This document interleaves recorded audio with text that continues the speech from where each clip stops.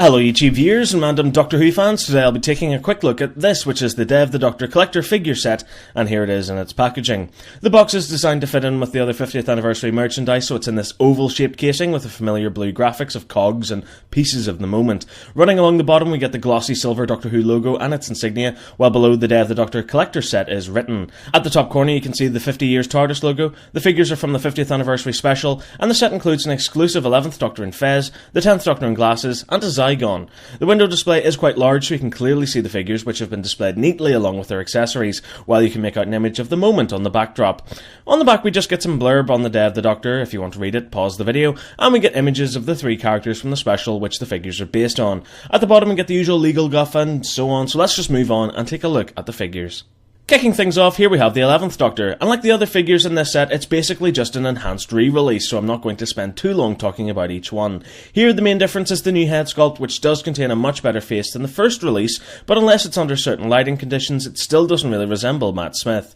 True, the features are a little bit sharper here, but there's something missing and the result still looks somewhat bland. Naturally, the big difference here is the fez, which has been sculpted to the top of his head.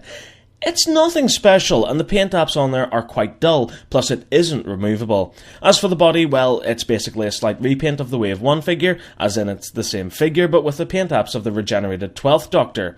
He has his purple overcoat, which is wrong, and additionally the waistcoat is likewise inaccurate to the episode, and doesn't feature his fob chains. Finally, the legs are your basic black, with creased and wrinkled effect. The boots are brown, while the underside has a peg hole under each heel, and a tiny amount of legal rumblozzle. So overall, apart from the head sculpt, it's what we've seen before.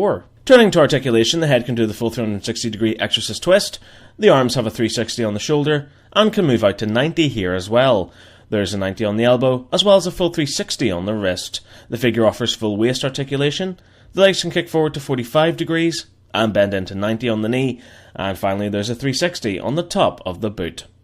Moving on, here we have the 10th Doctor. The head sculpt is the same as the Wave 3 version, except this time around he's wearing his Look Smarter spectacles, which do look very good. Possibly your main reason for picking up this set would be to get a 3 3/4 scale version of the 10th Doctor not wearing his trench coat. This reveals more of the suit jacket underneath, which contains some great creased and wrinkled material effect, as well as the fine detailing of the pinstripe design on it. You can also make out some pockets on the torso there too. The rest of the figure is nothing new, with the same shirt and tie sculpt as the Wave 3 figure, while the legs in cream Converse or sand shoes are identical to what we've already seen before, and the underside has your usual peg holes and legal drop figgle routine. The 10th Doctor's articulation consists of a full 360 exorcist twist, a full 360 degree spin on the shoulder, which can move out to 90 as well, a 90 on the elbow, and a 360 on the wrist. It is quite tough, but the torso does offer a full 360 rotation, while finally the legs can kick out to 45 degrees and bend in to 90 on the knee. And rounding things off, here we have the Zygon, and guess what? It's the same figure from Wave 2. In all fairness though, while it contains the same sculpting, which was excellent and continues to be excellent here, the paint apps have actually been greatly improved. The figure is much closer to the colour of the Zygon seen in the special, being that orangey red grading. The sculpted detail is really brought out by the improved paint apps, with a lighter yellow wash added to bring out the effect of the suckers and the ridges covering the character's body, while the eyes are much darker and look far more receded than the initial release. The hands also contain darker grey paint on the ends of the fingers, and the feet have similar apps on the ends of the toes, and finally the underside has the whole peg hole and legal shin buckle thing going on. The Zygon cannot move its head, just like in the show, but its arms can do a 360 on the shoulder and swing out to 90 on a ball joint. The elbow contains a 90 degree bend, while the hand can do a 360 at the wrist. There is a full 360 degree waist articulation, the legs can kick forward to 45 degrees and move out to the sides, allowing him to do the splits. And finally there's a 90 degree joint on the knee, while the feet can swivel around through a full 360. When it comes to accessories, both the 10th and 11th Doctors come with their respective sonic screwdrivers. However, these are the same sonics as their original releases, so once again 10's has been painted wrong, with the emitter being black and the end cap being blue, while 11's is missing the copper panels on the cage section, which were included on the sonic which came with the 12th Doctor release. The sonics do fit securely into both hands, but as I always say, they are incredibly small and could be lost easily during play, or if they fall off a display shelf, so I would recommend that they are super glued permanently into the figure's hands.